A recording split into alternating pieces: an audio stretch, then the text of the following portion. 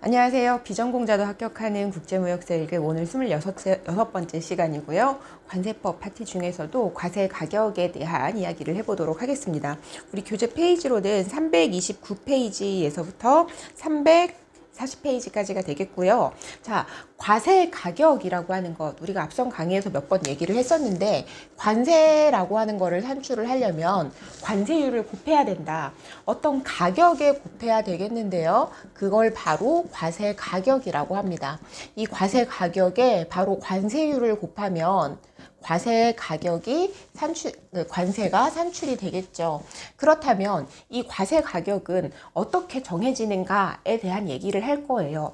이거를 잘못 정하거나 내 마음대로 좀 낮춰서 이 관세를 낮추고자 얘를 낮춰서 신고를 하게 되면 이게 바로 관세 포탈이거든요. 그래서 보시면 원칙은 우리 교재에 보시는 것처럼 양 당사자, 물건을 파는 사람, 물건을 사는 사람, 이 두 사람 간에 서로 합의한 가격을 기초로 해야 된다라고 하는 게 바로 대원칙입니다. 그럼에도 불구하고 이 거래가 일반적인 상행위로 볼 수 없거나 그냥 무상으로 증여를 한다던가 이런 경우에요. 일반적인 상행위로 볼 수가 없거나 또는 특정의 사유가 거래 가격에 영향을 미친 경우, 예를 들면 내가 너한테서 부츠 살 테니까 넌 나한테 운동화 사? 이런 식으로 하는 경우, 이런 경우에는 정상적인 일반적으로 서로 간의 거래가 없는 그냥 한쪽 방향이 팔기만 하는 그런 가격보다는 비정상적으로 더 낮게 정해졌을 수도 있겠다라고 이제 생각을 하기 때문에 당사자 간에 합의된 가격이 배제가 될 수 있습니다. 뭐 이 얘기는 그냥 개괄적인 이야기니까요. 좀 더 상세한 이야기는 우리가 뒤에 가서 해볼 거예요. 그래서 이 과세 가격을 결정하는 것에 대한 방법이 있어요.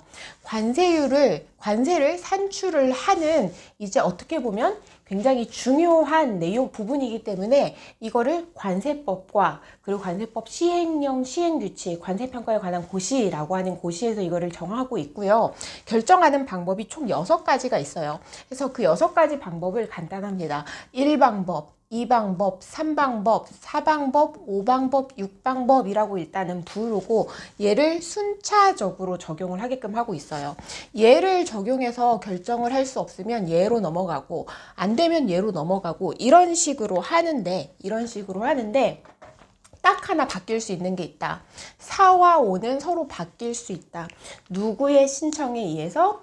수입 신고인, 그러니까 세금을 내야 돼야 하는 납세 의무자의 신청에 의해서 4와 5는 바뀔 수 있다. 그냥 이 정도만 일단 보고 넘어가기로 할게요. 그래서 적용 순위에도 보면 4방법, 5방법 옆에 4번, 네 번째 또는 5번째, 4 또는 5라고 이제 기재가 된 걸 보실 수가 있을 거예요. 자, 과세 가격을 결정하는 대원칙은 당사자 간에 합의된 가격을 가장 우선시한다라고 하는 게 이제 제가 처음에 말씀드렸던 내용이고요. 지금 보시면 1방법에 뭐라고 되어 있냐면 우리나라에 수출하기 위하여 판매되는 물품에 대하여 구매자가 실제로 지급하였거나 지급하여야 할 가격에 가산금액을 더하여 조정한 가격으로 한다라고 하고 있죠. 그러니까 이게 과세 가격 결정 방법에 대해서 말씀을 드리면 간혹 이걸 궁금해하시는 분들이 계세요. 아니 이게 당사자 간에 합의된 가격이 가장 우선이라면서요. 그럼 그냥 그걸로 하면 되지 뭘 또 더해요? 여기 지금 가산 금액을 더하여 조정한 거래 가격으로 한다라고 되어 있다 보니까 이렇게 물으시는 분들이 계시는 거예요. 근데 보세요. 똑같이 A라는 물품을 3명이 수입을 해요. 3명이 수입을 하는데 수량도 같고 물건도 같고 어디서 어디까지 뭐 일본에서부터 한국까지 이렇게 루트도 다 같아요. 근데 어떤 사람은 EXW로 수입하고 어떤 사람은 FOB로 수입하고 어떤 사람은 DAP로 수입을 해요. 인코텀지 혹시 떠오르시나요? 어떤 가격이 가장 낮겠어요? 얘는 그냥 단순한 어떻게 보면 물품 가격이니까 얘가 가장 낮을 것이고 FOB는 물품 가격 더하기 일본 내에서의 일본 한국까지 가격, 일본 국내 운송 비용도 포함이 되어 있을 것이고 DAP는 뭐예요? 이거 다 더하고 일본에서부터 한국까지의 운송 비용 더하고 그리고 한국에서 통관한 후에 한국 내에서의 운송 비용까지 다 더해지니까 똑같은 물건을 똑같은 수량으로 구매를 한다고 해도 DAP로 사는 사람이 가격이 제일 높겠죠. 일본 사람이 얘한테는 가장 높은 가격을 줄 거잖아요. 그러면 합의된 가격으로 각각 세금을 내라고 한다면 똑같은 물품을 똑같은 수량으로 수입을 하는데 이 사람이 상당히 억울하겠죠. 그래서 과세 가격은 형평성에 맞게 어떠한 기준을 가지고 더할 건 더하고 뺄 건 빼고 해서 맞춰주는 겁니다. 그래서 사실 우리 인코텀즈로 봤을 때는 어느 가격에 가장 근접하게 맞추게 되냐면 바로 CIF에 가장 근접하게 맞추게 돼요. 그래서 실무적으로도 많이 무역 쪽에 종사를 하시는 많은 분들이 세금은 CIF 가격에 대해서 내는 거죠? 라고 이렇게 많이 물어보십니다. 오늘 배우겠지만 비슷한데 같지는 않습니다. 자, 지금 327페이지 제1방법 과세 방법 및 가산금액 밑에 밑줄이 쫙 쳐져 있는 게 중요한 거예요. 우리나라에 수출하기 위해서 판매되는 거예요. 무상으로 증여하려고 보내는 거 아니고 나 대신 이것 좀 팔아줘 라고 일단 보내고 보는 것도 아니고 돈 받고 외국 사람이 우리나라에 정상적으로 돈 받고 판매하는 거다라는 말이에요. 그 외의 것은 일방법으로 적용하지 않을 수도 있다. 일방법이라고 하는 거는 대원칙인 당사자 간 합의한 가격을 과세 가격으로 이제 산출을 해야 된다라고 하는 거죠. 그리고 적절히 CIF로 조정을 하겠다라고 하는 거예요. CIF랑 과세 가격이 같지는 않습니다. 비슷한 거예요. 더 정확히 말하면 CIF보다는 과세 가격이 범위가 더 넓습니다. 이렇게 보시면 돼요. 자, 구매자가 실제로 지급하였거나 지급하여야 할 내가 이 보드마카를 사오면서 이 보드마카에 대해서 이미 지급했거나 앞으로 지급할 가격에다가 뭔가를 더해서 가산해서 조정한 가격으로 한다고 하고 있어요. 그러면 내가 보드마카에 대해서 실제로 지급하였거나 지급하여야 할 금액, 이걸 줄여서 실제 지급 금액이라고 하고요. 여기에 뭔가 플러스 알파를 한대요. 그때 이 알파는 어때야 된다? 객관적이고 수량화할 수 있는 자료에 근거해야 된다라고 우리 교재에 설명이 돼 있고요. 다만 이러한 자료가 없을 때는 어떻게 하냐? 이 플러스 알파를 객관적으로 입증할 서류가 없으면 당사자 간 합의한 가격이라도 일방법 적용될 수 과세 가격을 일방법을 적용해서 과세 가격을 판단할 수 없다. 이때에는 순차적으로 2에서 6을 뚜루룩 적용을 해야 된다라고 이야기를 하고 있습니다. 자, 그럼 이 도대체 플러스 알파가 뭐냐라고 했을 때 여러분 이거는 약간의 우리 좀 꼼수를 부려봅시다. 내가 이 보드마카를 담는 용기를 생산하고 싶어요. 용기를 생산하고 싶으면 내 수중에 돈이 땡전 한 푼 없으면 안 되겠죠. 뭐든 내가 기존의 물건을 팔아서 남은 어떤 판매 수익이 있어야 돼요. 수익 금액이. 이 수익 금액이 없으면 남한테 돈 받아올 권리라도 있던가. 채권 같은 그런 권리요. 그래서 생산이 완료되면 내가 나중에 운송하고 운송 과정에 물건 파손 생길까봐 보험도 들고 이렇게 해서 내가 하나의 어떤 또 거래를 이거 생산해가지고 판매하는 또 거래를 할 수 있겠죠. 지금 이게 가산 금액, 가산 요소라고 하는 우리 328페이지에 있는 첫 번째 회색 박스를 조금 줄여 놓은 거예요. 그러니까 이제 어떻게 보면 좀 생각하기 편하게 용기를 생산하려면 수중에 뭔가 돈이 좀 있어야 된다. 기존에 물건 팔아서 생긴 수익 금액이 좀 있어야 돼. 그게 없으면 내가 남한테 돈 받아올 권리라도 있어야 돼. 그걸 가지고 생산한 다음에 운송하고 운송 중에 필요하면 보험 들고 이렇게 하겠죠. 이게 바로 플러스 알파를 좀 줄여놓은 거고 첫 번째부터 보시면 구매자가 부담하는 수수료와 중개료. 내가 물건을 사오면서 제3자한테 그 물건 파는 사람을 소개를 받아가지고 그 사람한테 수수료를 좀 줬어요. 그러니까 내가 물건을 사오면서 물건 구입 가격과는 별개로 수수료나 중개료를 줬다. 구매자가 하면은 이게 플러스 알파가 되는 거고요. 수수료나 중개료 이게 플러스 알파가 되는 거고 괄호에 구매 수수료는 제외라고 되어 있는데 이 말은 뭐냐면 내가 외국에서 물건을 사오고 싶어요. 그래서 내가 어떤 사람을 예를 들어 고용을 했어. 그래서 내 책임과 내 계산으로 나의 피고용인인 거죠.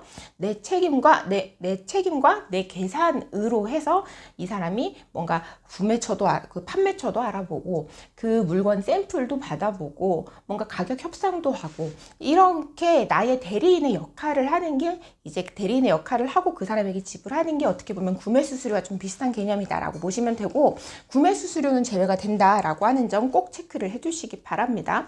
그리고 두 번째가 해당 수입 물품과 동일체로 취급되는 용기의 비용과 그리고 포장에 드는 노무비와 자재비로서 내가 물건값과 별개로 부담하는 것.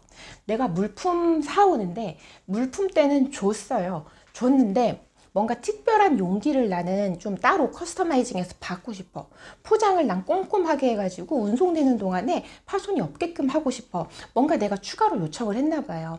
그러면서 이 용기를 만들거나 포장을 하거나 그 포장하기 위한 재료를 사오거나 하는 이러한 비용들을 내가 따로 또 지불한 게 있다면, 구매자가 지불한 게 있다면 이것도 가상 금액에 포함이 되겠다. 플러스 알파에 포함이 되겠다. 자, 세 번째, 구매자가 해당 수입 물품의 생산 및 수출 거래를 위해서 대통령령으로 정하는 물품과 용역을 무료 또는 인하된 가격으로 직접 또는 간접으로 공급한 경우에는 그 물품 및 용역의 가격 또는 인하 차액, 이게 바로 생산이라고 줄여놓은 거예요. 이게 왜 생산이라고 줄였냐면 이 3번에 있는 비용을 우리가 생산 지원 비용이라고 하거든요. 내가 예를 들어서 굉장히 독특한 모양의 접시를, 스테인레스로 된 접시를 이제 수입을 하고 싶어요. 그러니까 판매를 하고 싶어요. 근데 한국에서 만들면 너무 단가가 높으니까 어디 뭐 베트남이나 이런 데에 굉장히 이런 그릇들을 전문적으로 생산하는 공장을 하나 찾았어요. 찾아서 거기서 샘플을 받아봤더니 다 마음에 든 거예요. 근데 나는 그 누구도 판매하고 있지 않은 정말 독특한 모양의 어떤 이제 그릇을 팔고 싶은 거죠. 그래서 그 그릇을 쇳물을 부어서, 그러니까 스테인리스 같은 거를 뚝뚝 찍어낼 수 있는 금형, 몰드를 베트남으로 보냈어요. 보내면서 이대로 나는 만들어줘 하고 사이즈별로 막 보냈죠. 이 금형은 나한테만 써야 돼 라고 하면서 그걸 공짜로 보냈어요. 자, 그 금형이 플러스 알파가 되는 겁니다. 생산을 하는데 들어가는 비용이라고 해서 그 금형을 내가 원래 가격에 베트남 사람한테 판매를 했으면 포함이 되지 않아요. 근데 내가 무료로 보내거나 아니면 원래 1,000만 원짜리를 내가 300만 원만 받고 보내거나 이렇게 인하시켜서 보내거나 하면 그 인하된 차액 700만 원이나 무료로 보냈다면 1,000만 원이 과세 가격에 더해져야 된다. 플러스 알파가 돼야 된다라고 하는 겁니다.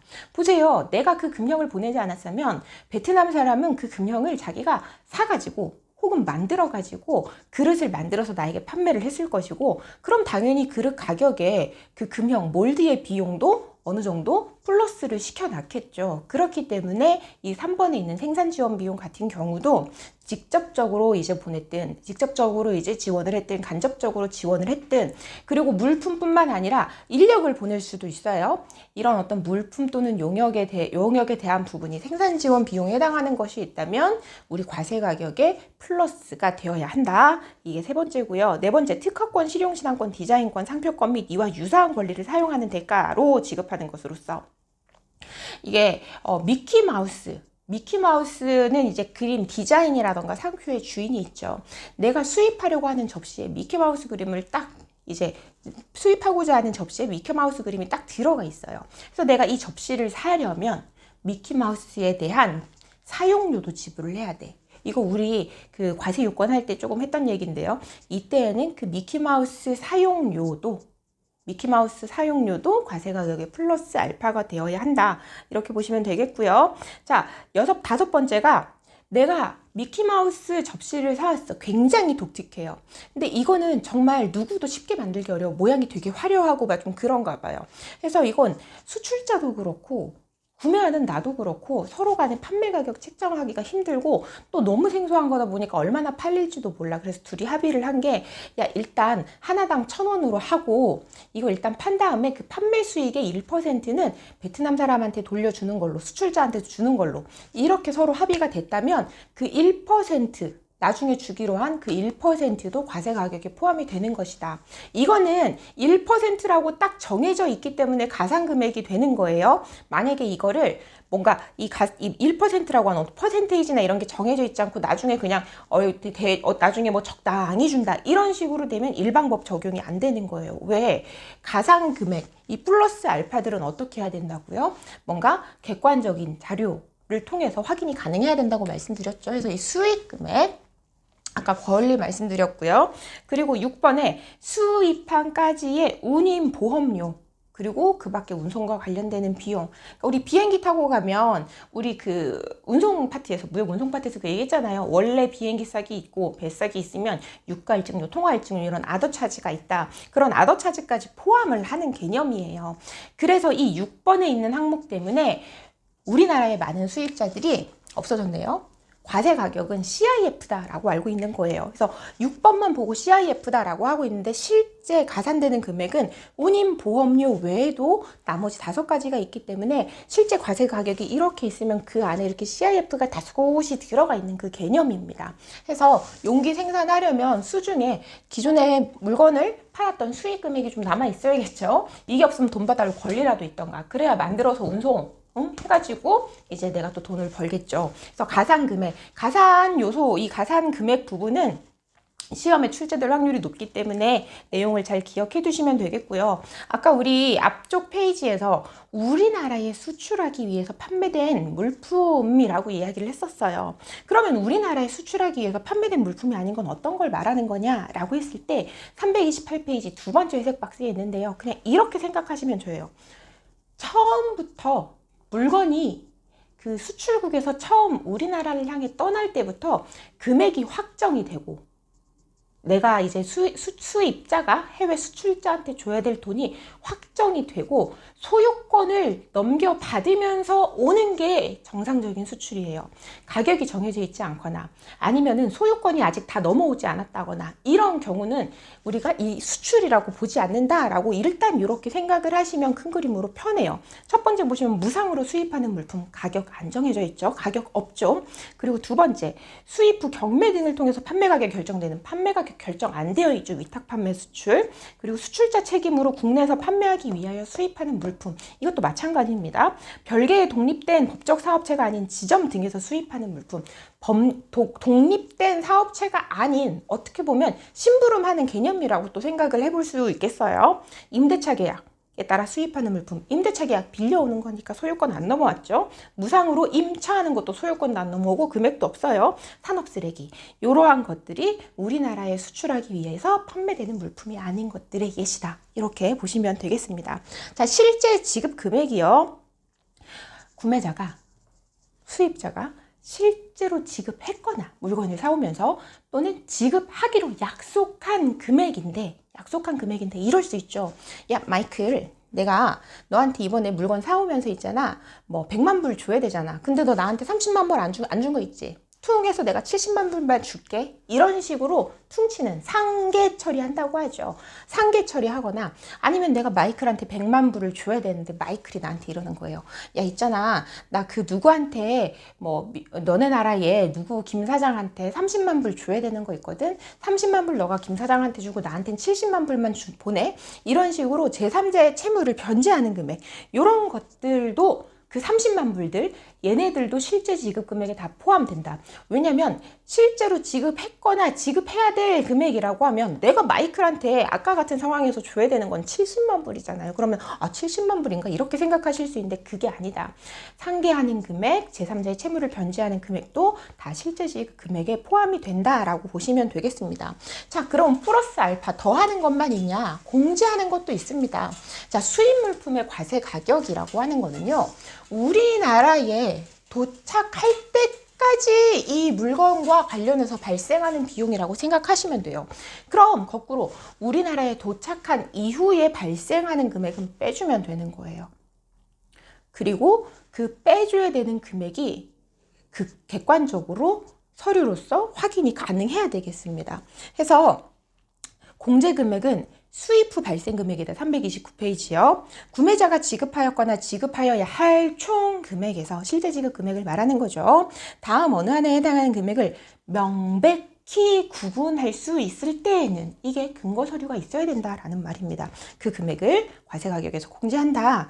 수입 후에 하는 해당 수입물품의 건설, 설치, 조립, 정비, 유지 또는 해당 수입물품에 관한 기술 지원에 필요한 비용. 그러니까 예를 들어서 엄청 커다란 공장 설비가 우리나라에 이렇게 들어와요. 그러면 우리나라에 들어올 때에 그게 컨테이너가 막 몇 대가 여러 대가 들어오는데 우리나라든 다른 나라든 어느 항구에 들어갈 때에는 그 항구에 입항세를 내요. 우리 톨게이트 지날 때 통행료 내는 것처럼. 그리고 컨테이너 야드 안에서 이거를 배에서 이렇게 뚝 해서 컨테이너를 내리고 이거를 또 옮겨서 이렇게 반입 장소로 옮기고 이렇게 하는 과정에 핸들링 차지라는 게 발생이 돼요. 그런 핸들링 차지도 우리나라에 들어올 때 입항세 내고 우리나라 들어와서 그런 핸들링 차지 같은 것들을 내고 그리고 이제 내가 이 기계가 너무 크다 보니까 한꺼번에 돈을 다 못 줘요. 그래서 할부로 사기로 했어요. 몇 번 나누어 주기로 했어요. 그리고 할부하는 대신에 이자를 좀 주기로 했어요. 이렇게 할부 이자 내고 그리고 통관을 했어. 수입 통관을 마무리해가지고 우리 회사에 가져왔는데 설비가 엄청 크고 복잡해요. 이거 설치하고 어떻게 기계 사용하는지 알려주려고 외국에서 사람이 출장 왔어. 제가 지금 말씀드리는 이 모든 비용이 공제 금액에 해당이 되는 겁니다. 그래서 1번에 있는 게 건설, 설치, 조립, 정비, 유지 그리고 기술 지원에 관한 비용. 훈련하러 왔으면 그 사람한테 지불한 모든 비용들 이거 전부 다 만약에 내 물건 가격에 얘네들이 포함이 되어 있다면 얘 빼야 된다. 근데 물건 가격에 물등급에서 100만 불 이렇게 돼 있으면 뺄 수 없어요. 물건 가격에서 이렇게 쭉쭉쭉쭉 리스트가 나와져 있어야 됩니다. 그리고 두 번째, 수입항에 도착한 후 해당 수입물품 운송하는 데 필요한 운임보험료와 그 밖에 운송과 관련되는 비용. 세 번째, 우리나라에서 내는 세금 공과금, 우리나라에 도착한 후죠. 그리고 마지막에 연불 조건의 수입인 경우 할부일 경우에 그 이자 말하는 거예요. 이거는 물건을 구입하는 데에 대한 비용이기도 하지만 더 정확히 말하면 금융 비용이다라고 해서 과세 가격에서는 공제를 하도록 하고 있습니다. 그래서 공제 금액, 가산 금액보다는 시험 출제 비중이 굉장히 낮지만 그러니까 가산 금액에 비교했을 때입니다. 공제 금액은 수입 후 발생하는 비용이다라고 해서 이 부분도 특히 연불이자 부분 헷갈릴 수 이제 좀 생각이 처음에 안 나실 수 있으니까 연불이자도 포함이 된다라고 하는 점 체크를 해주시면 되겠습니다. 자, 우리 일방법이라고 하는 거는 당사자 간에 합의된 가격이라고 이야기를 했어요. 이게 가장 최우선시 돼야 된다. 근데 어떠한 경우에는 일방법이 적용이 안 될 수도 있다. 첫 번째가 우리 아까 이야기를 했었던 우리나라에 수출 판매된 물품이 아닌 경우 소유권이 넘어오지 않았거나 뭔가 딱 정해진 가격이 없다거나 이런 경우에 이제 수출 판매로 보지 않아서 일방법이 적용이 일단은 되지 않아요. 그 외에 굉장히 중요한 내용입니다. 329페이지에 제1방법이 배제되는 경우 첫 번째, 해당 물품의 처분 또는 사용에 제한이 있을 경우 회색 그 박스에 보시면 수출자가 나에게 물건을 팔면서 이 물건 내가 너한테 팔 테니까 이거는 전시용으로만 사용해.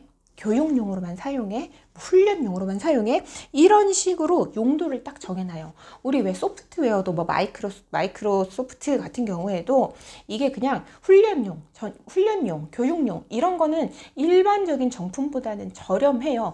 이러한 어떠한 제한이 가격 결정에 영향을 미쳤겠죠. 그렇기 때문에 이런 제한이 있는 경우 또는 이 물건은 저기 무슨 땡땡 고등학교에서만 뭐 사용할 수 있게 임대를 해. 저기 A, B, C 그룹에만 팔아. 이런 식으로 어떤 특정인에게만 판매나 임대하도록 하는 경우도 마찬가지고요. 그 외에 뭔가 이 거래 가격에 실질적인 영향을 미칠 만한 처분이라던가 사용 제한이 있는 경우에는 이 제1방법이 배제가 되어야 한다. 당사자 간에 합의된 가격을 인정하지 않겠다. 과세 가격으로서 그렇게 얘기를 하고 있는 겁니다. 첫 번째, 처분 사용 제한. 자, 그리고 두 번째가 거래 성립이라던가 가격의 결정이 금액으로 계산할 수 없는 조건 또는 사정에 따라 영향을 받은 경우예요.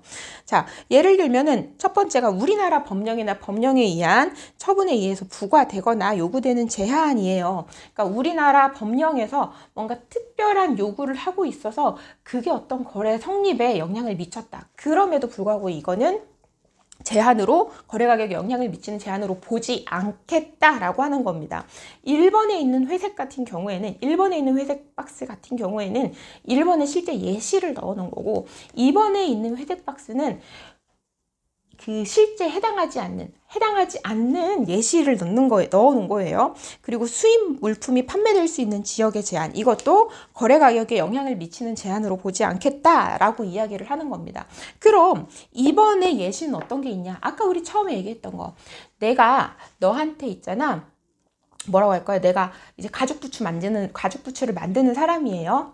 내가 너한테 뭐 원단을 이만큼 살게. 그러니까 너는 가죽부츠를 나한테 이만큼을 사. 너한테는 얼마에 줄게. 이런 것들이 이제 거래 성립이라던가 가격의 결정이, 이런 것들을 뭔가 가격으로 환산을 할 수 없는 조건 또는 사정에 이제 영향을 받은 경우다라고 보시면 되겠습니다. 그래서 거래 가격에 영향을 미치지 않는 제한은 어떠한 것들이 우리나라 법령, 그리고 판매 지역 제한, 이렇게 두 가지는 2번에 해당하지 않는 예시다라고 하는 점 꼭 체크를 해두시면 좋겠습니다. 이게 지금 밖에서 조금 소란스러워서 소리가 들어갈까 걱정이 되네요.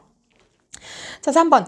해당 물품을 수입한 후에 전매 또는 처분에서 생긴 수익의 일부가 판매자에게 직간접으로 귀속되는 경우.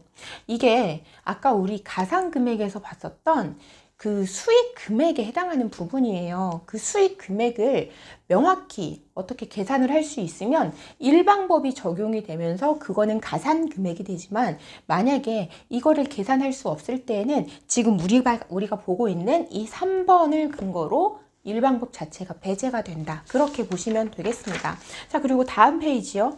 특수관계라고 하는 겁니다. 특수관계라고 하는 거는 우리끼리 뭐 가족이거나 아니면 내 상사가 저 나라에 있는 이 사람이거나, 이렇게 특수관계 있는 사람들끼리 물건을 사고 파는 거예요. 특수관계 있는 사람들끼리 물건을 사고 판 게 나쁜 게 아니라, 그러한 그들의 특별한 관계가 거래 가격이라던가 거래 성립에 영향을 미친 경우가 중요한 겁니다. 그래서 보시면 구매자와 판매자 간에 대통령령으로 정하는 특수관계가 있어서 그 특수관계가 해당 물품 가격에 영향을 미친 경우입니다. 이게 정상적인 거래 관행에 따른 가격 결정 방법이 사용이 되었다라고 하면은, 이제 이 경우에는 당연히 당사자 간 합의된 가격, 그들이 비록 특수 관계라 할지라도 당사자 간에 합의된 가격이 과세 가격 결정의 기초 가격으로 사용이 되어야 하는 겁니다. 그래서 특수 관계 판단해서 특수관계 2번 특수관계 판단 중간에 이제 회색 박스 안에 네모가 또 있는데, 그 밑에 보시면 특수관계 해당 여부 판단은 판매자와 구매자가 독점 대리인, 독점 판매인, 독점 영업권자 등의 관계에 해당하더라도 명칭에 관계없이 규칙에 따라서 특수관계인지 아닌지 일단 여부를 먼저 판단을 하고, 특수관계에 있다는 사실만으로 일방법이 배제되는 게 아니다. 특수관계가 있고 그러한 관계가 가격에 영향을 미쳐야만 일방법이 배제가 된다. 그렇다면 특수관계는 어떤 경우를 특수관계라고 하냐라고 했을 때 특수관계자의 범위가 있죠. 첫 번째, 구매자와 판매자가 상호 사업상의 어떤 임원이라던가 관리자인 경우, 그들이 동업자인 경우, 서로 간에 어떤 고용 관계에 있는 경우, 그리고 어떠한 특정한 사람이 이 둘의 어떤 일결권 있는 주식을 직간접적으로 5% 이상 보유하고 있는 경우, 소유하거나 관리하는 경우, 그리고 구매자 및 판매자 중 일방이 상대방에 대해서 법적으로 뭔가 지시를 할 수 있다거나 그런 권리가 있는 경우, 한 사람이 야, 너 이렇게 할 수 있는 경우, 그리고 이 구매자와 판매자가 동일한 제3자를 지배하고 있거나 동일한 제3자로부터 둘이 같이 지배를 받고 있는 경우, 이런 경우들이 특수관계자의 범위에 해당이 되겠습니다. 그래서 일방법, 실제 지급 금액에 가산 금액을 더하고 그리고 이제 공제 금액을 뺀다. 이게 일방법 실제 지급 금액 기초가 되죠. 그러면서도 일방법, 당사자 간에 합의한 가격이 적용될 수 없는 경우는 어떠한 물품의 처분 사용에 제한이 있다라던가, 뭐 이제 가격으로 환산할 수 없는 조건 또는 사정이 거래 가격에 영향을 미쳤다던가, 이제 사후 귀속 이익이라고도 하는데요. 사후 귀속 이익이라고도 하는데요.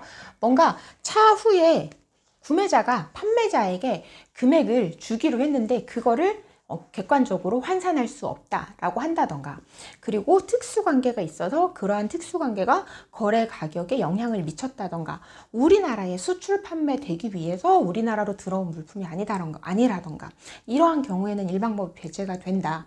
그러면서 우리 가상 금액에는 어떤 게 있었는지 6가지가 있었죠. 뭐 용기를 생산하려면 수중에 이제 수익 금액이 있어야 되고, 금액이 없으면 권리라도 있어야 된다. 그래야 운송하고 보험 이렇게 해서 뭐 내가 그 다음 이익을 창출하지 이렇게 얘기를 했었고, 공제 금액은 수익 후 발생한 비용이다 라고 한 번 더 정리를 하고, 이 일방법 적용이 안 되는 경우에는 2, 3, 4, 5, 6이 순차적으로 적용된다. 그래서 이 방법 같은 경우에는 동종 동질 물품의 거래 가격, 내가 수입한 것과 똑같은 물품을 수입한 다른 이력이 있으면 그 이력, 남의 이력이지만 그 가격을 기초로 이제 과세 가격을 산출을 하겠다라고 하는 겁니다.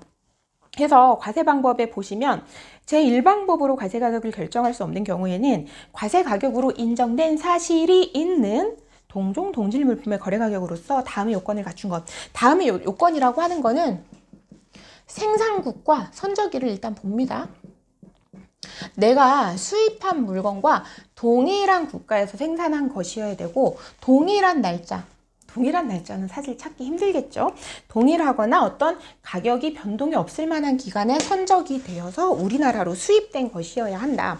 그리고 4가지가 같아야 된다. 거래 단계, 수량, 운송, 거리, 운송 형태.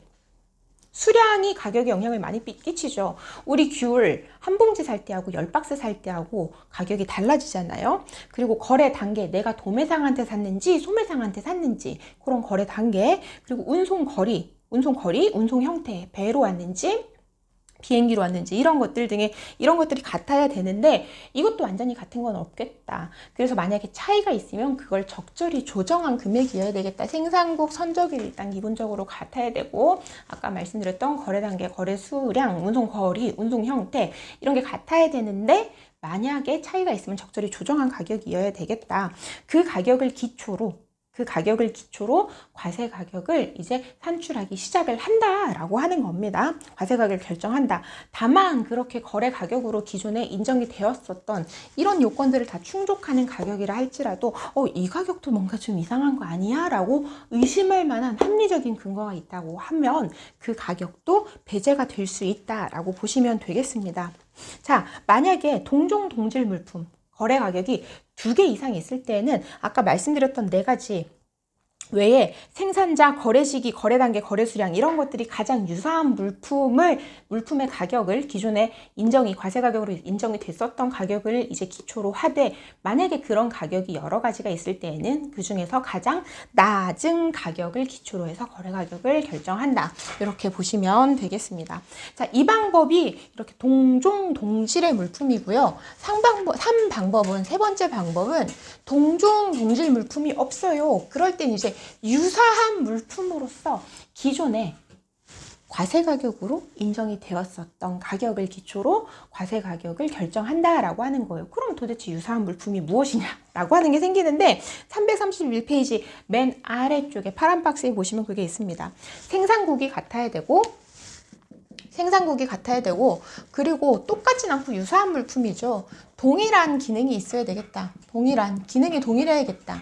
그리고 내가 수입한 물건과 그 유사 물품이라고 하는 게 서로 대체 사용이 가능해야겠다. 이렇게 되면 유사 물품으로 보겠다라고 하는 겁니다. 이 역시도 만약에 뭔가 의심할 만한 합리적인 사유가 있는 경우에는 과세 가격을 결정할 때 요 합리적인 의심이 있는 가격은 배제를 하겠다라고 하는 게 이제 3방법. 그러니까 뭐 2, 3방법 같은 경우에 좀 아무래도 출제 빈도가 낮아서 이 정도만 정리를 하셔도 되겠고, 4방법입니다. 4방법은 아까 제가 과세 가격 결정은 1, 2, 3, 4, 5, 6이 순차적으로 적용이 되어야 하는데 4하고 5는 그 납세 의무자 요청에 의해서 이렇게 바뀔 수 있다라고 말씀을 드렸거든요. 4방법은 뭐냐면 국내 판매 가격을 기초로 한 과세 가격이에요. 그러니까 물건이 해외에서 수입이 됐어요. 그럼 얘가 이제 우리나라 항구나 비행기에서 내려가지고 국내 소비자 누군가한테 팔렸겠죠. 그 가격에서 뭔가를 까내려 가서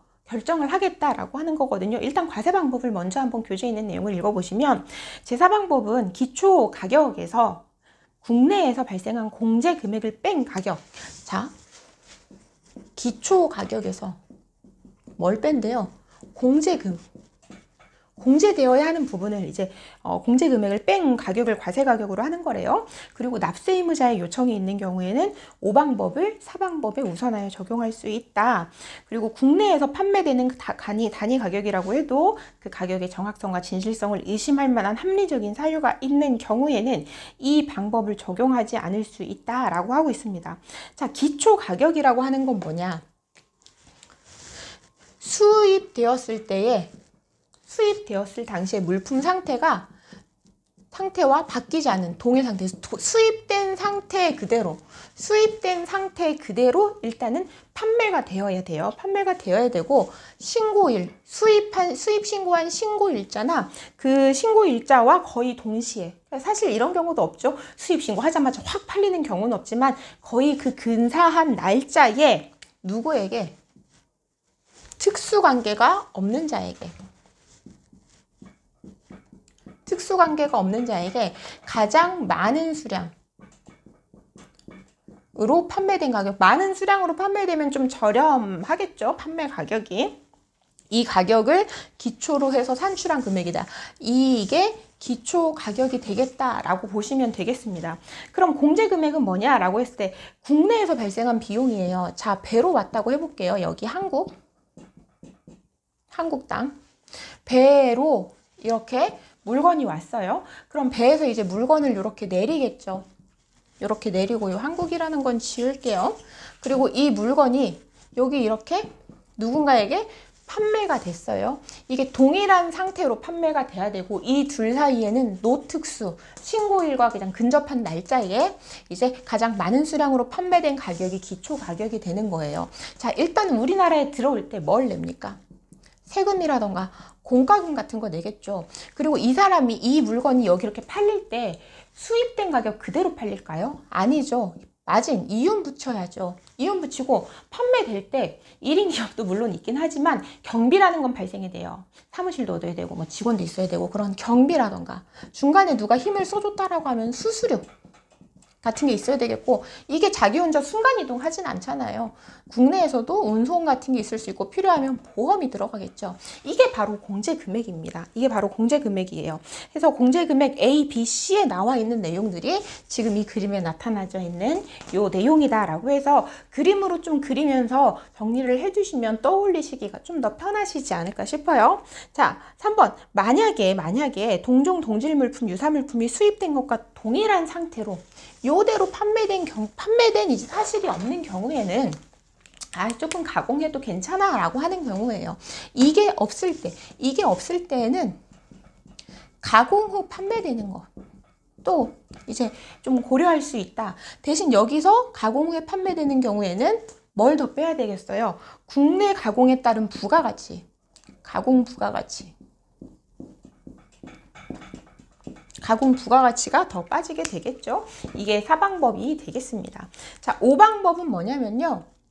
들어보시면 이래서 4하고 5는 서로 바꿀 수 있구나 라고 하실 거예요. 5방법은 생산할 때 돈 얼마 들었어? 이거 팔 때 이윤 얼마나 나와? 얼마 붙이기로 했어? 경비 얼마나 들였어? 우리 그 수출국에서부터예요. 수출국에서 한국까지 오는데 요 배싹이랑 이런 건 얼마나 나왔어? 이런 거를 다 더하는 건데 보세요. 제일 처음 시작이 생산에 얼마 들었어요. 이걸 어느 나라 수입자가 알려주겠어요. 이거는 수입자가 알려줘야지만, 죄송합니다. 수출자가 알려줘야지만이 수입자가 이걸 세관에 신고할 수 있는 거거든요. 우리가 이 보드마카를 수입을 해요. 이 보드마카 만든 해외 생산자한테 너 이거 만드는데 얼마 들었어? 너 이윤 얼마 붙였어? 라고 하면 얘기해 주겠어요? 안 해주겠죠. 그러니까 이렇게까지 수출자가 협조를 해주면 5방법을 4방법에 우선해서 적용할 수 있다라고 하는 겁니다. 그래서 5방법은 내용 쭉 읽어보시면 되겠고요. 자, 6방법은 1, 2, 3, 4, 5를 적용했는데 그럼에도 불구하고 과세가격 결정을 할 수가 없으면 다시 하나씩 순차적으로 적용을 하는데 조금 루즈하게, 조금 너무 딱딱하지 않게 1부터 5까지를 다시 적용을 해라고 이야기를 하는 겁니다. 그래서 합리적인 기준에 따라 과세가격을 결정한다라고 하면서 뭐 거래 실질 및 관행에 비추어 합리적으로 인정되는 가격 이렇게 얘기를 하고 있습니다. 그래서 육방법에서 이제 좀 독특한 물건들이 나오다 보니까 몇 가지 우리 시험에 출제될 수 있는 특수한 물품들은 따로 정리를 해뒀고요. 그게 334페이지에 변질 손상 물품, 여행자 휴대품, 임차 수입 물품, 중고 물품 이렇게 나누어 놓은 거예요. 우선 변질 또는 손상 물품 같은 경우에는 박스가 들어있는데 요거 일단 삭제를 해주시고요. 간단하게 한번 정리를 해볼게요. 내가 물건을 수입했는데 변질 또는 손상이 되었어요. 그러면 원래 가격은 적용되면 안 되겠죠. 그럼 어떤 가격을 만약 기초로 과세 가격을 결정할 거냐라고 했을 때 만약에 변질 또는 손상으로 인해서 당사자가 새로 합의한 가격이 있는 경우, 구매자 간, 당사자 간에 다시 결정된 가격이 있는 경우, 구매자와 판매자 간은 다시 결정된 가격이 있다면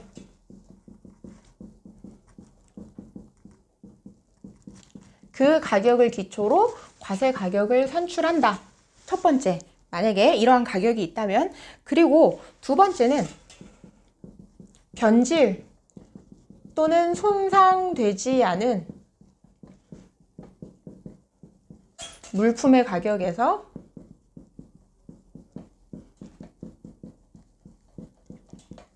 다음 중 어느 하나를 공제한 것.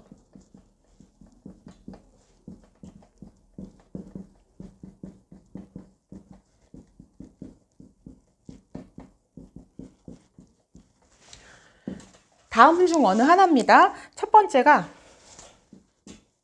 관련 법령에 따른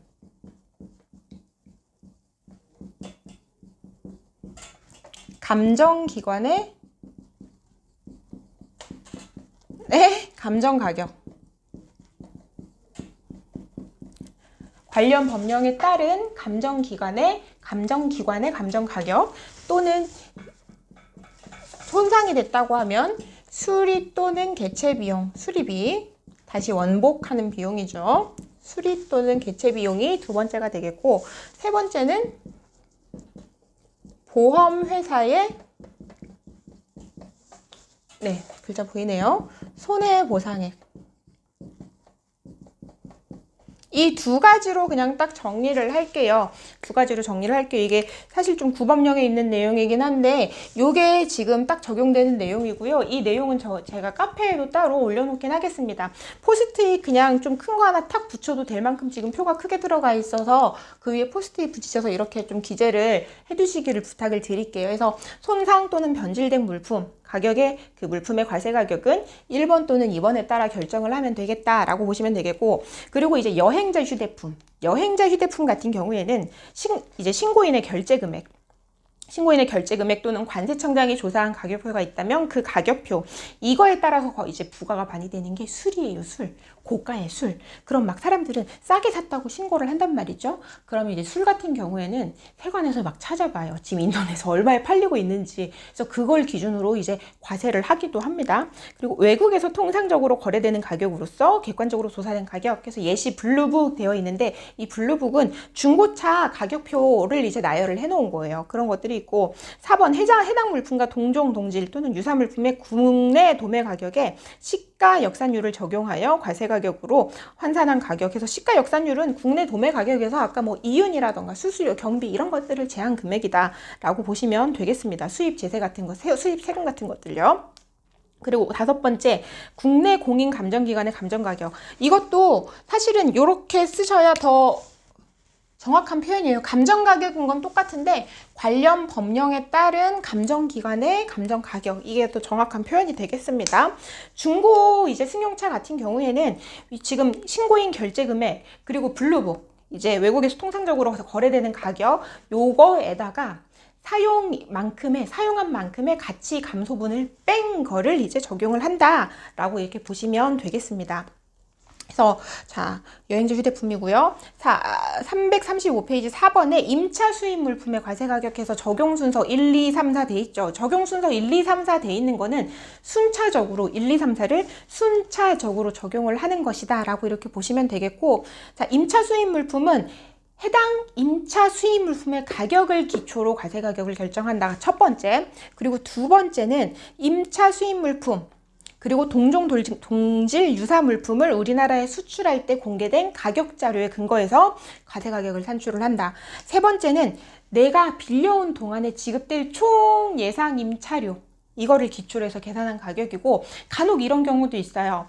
내가 물건을 이제 임차를 해오면서 이걸 3년간 쓰기로 했어요. 그럼 3년 후에는 이게 내 소유가 된다. 우리 막 정수기 렌탈 같은 거, 자동차 렌탈 같은 거 했을 때 이런 경우 있잖아요.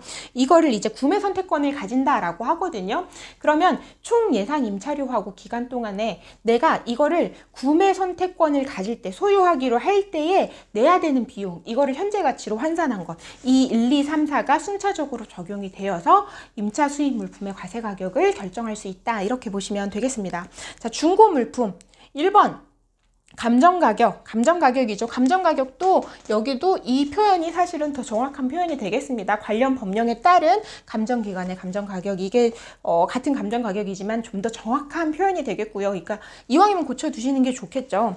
자, 두 번째는 국내 도매가격에서 시가역산율을 적용해서 산출한 가격. 세 번째는 해외로부터 수입돼서 국내에서 거래되는 식품 또는 중고 물품의 수입 당시의 과세 가격을 기초로 가치 감소분을 공제한 가격, 그 밖에 합리적인 가격. 이렇게 지금 보시면 중고물품 5번 중고물품 같은 경우도 딱 보기가 4개가 있어서 뭔가 좀 시험 문제 내기 사실 굉장히 좋고, 임차도 마찬가지고 여행자 휴대품도 이 중에 하나만 좀 살짝 바꾸면 되기 때문에 얘네들이 시험 문제 내기 굉장히 좋은 애들이에요. 그래서 잘 봐두시면 좋겠고요. 자, 우리가 뭔가 물건을 수입을 해올 때 세관에다가 수입의 신고라는 거를 합니다. 이 수입의 신고를 하지 않고 그냥 가져오면 그게 밀수입이 되는 거거든요. 그 수입의 신고를 할 때에는 이 물건은요, 가격이 이만저만 해서 과세 가격이 이렇게 됐어요 라고 하는 요 가격의 신고를 하게끔 되어 있어요. 그래서 가격 신고라고 하는 거는 관세평가 방법에 따른 과세 가격 산출 내역에 대한 신고고요. 납세 의무자는 수입 신고를 할 때 가격 신고를 해야 되고, 이제 좀 통관의 능률을 높이기 위해서, 그러니까 빨리빨리 하기 위해서 필요한 경우에는 수입 신고 전에 가격 신고를 할 수 있다라고 하면서, 이 가격 신고를 할 때에는 과세 가격 결정 자료라고 하는 어떤 근거 자료를 내야 된다. 실무적으로는 당사자 간에 주고받은 뭐 커머셜 인보이스, 청구서의 개념입니다. 인보이스라던가 뭐 이런 뭐 이제 운송장 같은 이런 서류들을 내고, 특수관계자 간에 이제 좀 거래라던가 아니면 거래 가격이 너무 낮다거나 하는 경우에는 뭐 외화입금 증명서, 송금 증명서라던가 거래 계약서 이런 것들이 요구가 되기도 합니다. 만약에 과세 가격을 결정하기 곤란하지 않다라고 인정을 하는 경우에는 이 가격 신고를 생략을 해주기도 한다라고 지금 나와 있고요. 우리 가격 신고를 생략할 수 있는 경우가 지금 3번 가격신고 생략 대상에 나와 있는 거예요. 그래서 보시면 1, 2, 3, 4, 5, 6, 7, 8이 있는데, 이 1, 2, 3, 4, 5, 6, 7, 8을 크게 두 가지로 나누어 볼 수 있습니다. 수입해오는 주체가 누구냐라고 했을 때, 수입 어떻게 가져오면 주체가 누구냐고 했을 때 정부 그리고 지자체, 제가 이렇게 구분은 해서 간략히 볼 수 있게끔 정리는 하지만 하나씩 또 읽어보셔야 되세요. 정부, 지자체, 그리고 공공기관,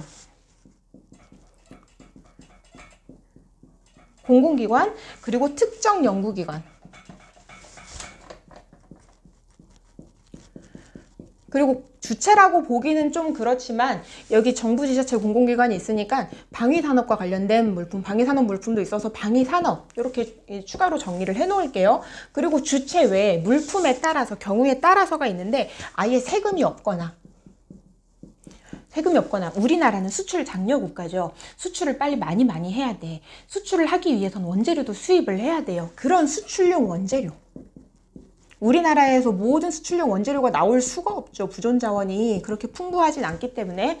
그리고 과세 가격이 미화입니다. US 달러. 미화 1만 불. 이걸 적으려고 하는 거예요. 이하. 미만 아니다. 이하다. 이러한 것들이 가격신고 생략의 대상이 되겠다. 그럼에도 불구하고 우리 교재에는 따로 넣어놓진 않았지만 여기에 해당이 된다 하더라도, 만약에 어떤 관세범으로서 뭔가 뭐 혐의가 있어서 조사를 받고 있다거나 뭐 이 일반불 이하의 과세 가격이지만 가산 금액이 또 있다거나 하는 경우에는 또 가격 신고 생략 대상에서 또 제외가 되는 경우도 있기는 한데, 너무 그렇게 이제 시험범이라던가 우리 수업 목적으로 봤을 때는 일단 요 정도까지 보셔도 괜찮겠습니다. 자, 가격 신고를 하려고 했는데 내가 가격을 지금 특정하기가 어려워요. 예를 들면은 내가 금을 사오는데 금은 시세가 계속 바뀌죠. 금 가격 결정을 보통 어떻게 하냐면 뭐 어느 수입국에 도착을 했을 때에 무슨 시세에 몇 프로 이런 식으로 이제 거래를 하는 경우 굉장히 많아요. 금 외에도 고가였던 이제 비철금속 같은 경우도 마찬가지입니다. 이런 경우에 이제 잠정 가격 신고라는 걸 할 수가 있어요. 해서 보시면 첫 번째, 납세 의무자는 가격 신고를 할 때 신고하여야 할 가격이 확정되지 않은 경우에는 잠정 가격으로 가격 신고를 할 수 있다라고 하고 있고, 두 번째, 납세 의무자는 잠정 가격으로 가격 신고를 하였을 때에는 최대 몇 년? 2년 이내에 해당 물품의 확정된 가격을 신고해야 된다. 잠정 가격 신고하고 최대 2년 이내에는 최종 금액은 얼마로 확정되었습니다 라는 걸 알려줘야 된다는 거예요. 그리고 만약에 그 기간 내에 확정 신고를 하지 않으면 세관장께서 이거를 확정할 수 있다. 잠정 신고한 금액하고 확정 신고한 금액 간의 차액이 있을 수 있죠. 이때 돌려줘야 될 세액이 있으면 돌려주고 더 받아야 될 세액이 있으면 더 받을 수 있겠다라고 하는 내용이 3번이 되겠습니다.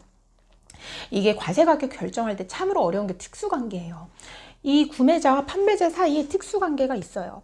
제3자, 그러니까 세금을 때려야 되는 사람 입장에서 봤을 때는 이 관계가 분명 영향을 미쳤을 거야. 어떻게든 잡고 싶어 하거든요. 근데 이 둘은 또 우리는 굉장히 결백해, 억울해, 막 이럴 수 있어요. 그래서 이런 특수관계에 있는 거래 가격 같은 경우에는 미리 가격 신고하기 전에 우리 이 가격 인정해 줄 거야 말 거야, 이 정도로 괜찮겠어? 라고 과세 가격 결정 방법에 대한 사전 심사를 할 수 있습니다. 그래서 우리 이렇게 거래 합의가 됐는데 이거 일방법으로 해도 되겠어? 어떻겠어? 이렇게 확인 요청을 하는 거죠. 자, 월별 납부라던가 아니면 세금을 이만큼 내야 되는데 이거를 좀 감경 받거나 면세를 받거나, 이걸 감면세라고 하는데 감면세 제도가 적용되기도 하고, 또 어떠한 이제 관세 행정을 하면서 세관에 담보를 제공을 해야 되는 경우들이 있어요. 그래서 이 관련 담보의 종류를 여기다 넣어놨는데요. 보시면 금정, 국채 또는 지방채, 세관장이 인정하는 유가증권, 납세보증보험증권, 토지, 뭐 보험에 가입된 등기, 이런 것들이 쭉쭉 있고요. 자, 대부분은 거의 이제 금전으로 이제 금전으로 담보를 납부를 하고, 그 담보를 담보를 설정해야 되는 사유가 해제가 되면 담보는 다시 돌려줍니다. 당연히 담보 해제가 됩니다. 만약에 내가 담보로서 납세보증보험증권이라든가 납세보증서를 냈다. 그러면 그 보험 증서나 보험 보증서에는 세관장이 요청했을 때는 어떤 특정한 날짜 이후에는 반드시 그 보증인이 세관장한테 언제든지 그 금액을 지급하겠다라고 하는 내용이 있어야 되겠고요. 그리고 납세 의무자, 돈을 내야 되는 사람이 계속해서 담보를 제공해야 되는 사유가 있어요. 예를 들면 계속 감면세 적용이 된다거나, 뭐 내가 계속해서 월별 납부, 기억나시죠? 월별 납부 제도를 이용하고 싶다거나 했을 때 담보를 계속해서 제공해야 되는 사유가 있으면 건건이가 아니라 포괄해서 담보를 미리 제공을 할 수 있겠다. 그리고 담보를 제공을 했는데 담보 해제가 안 되고 뭔가 내가 세관에 내야 될 돈이 생겼어요. 그럼 세관장은 내가 걸어놓던 담보로 그 금액을 빼갈 수 있다. 이걸 충당이라고 하거든요. 충당을 할 수 있고 나머지는 돌려줘야 되는데 나하고 연락이 닿지 않는 경우에는 공탁할 수 있다. 그리고 만약에 보증인이 준 금액에서 일부를 세관장께서 세관에서 가져가야 될 돈이 있어서 남는 경우에는 당연히 이거는 보증인한테 직접 돌려줘야겠죠. 납세 의무자한테 주는 게 아니라. 그래서 관세는 과세가격 곱하기 세율이다, 관세율이다 하는 부분은 우리가 여러 번 이야기를 했던 부분입니다. 자, 1번 문제 풀어보도록 하겠습니다. 338페이지. 다음 중 관세법상 과세가격 결정 방법에서 일방법의 적용이 가능한 것은 무엇이냐? 자, 수입 후 경매 등을 통해서 판매 가격이 결정되는 것은 우리나라에 수출 판매된 것이라고 볼 수 없고요. 임대차 계약, 마찬가지로 수출 판매된 것이라고 볼 수 없고, 4번 전시 용도로만 사용하는 것을 조건으로 수입되는 물품은 일방법 배제되는 사유 중에 해당 물품에 어떤 처분이나 사용에 제한이 있는 경우로서 일방법 적용이 배제가 되는 경우. 보기 3번 판매할 수 있는 지역을 한국으로 제한한 물품, 이게 바로 일방법 적용이 가능한 경우고요.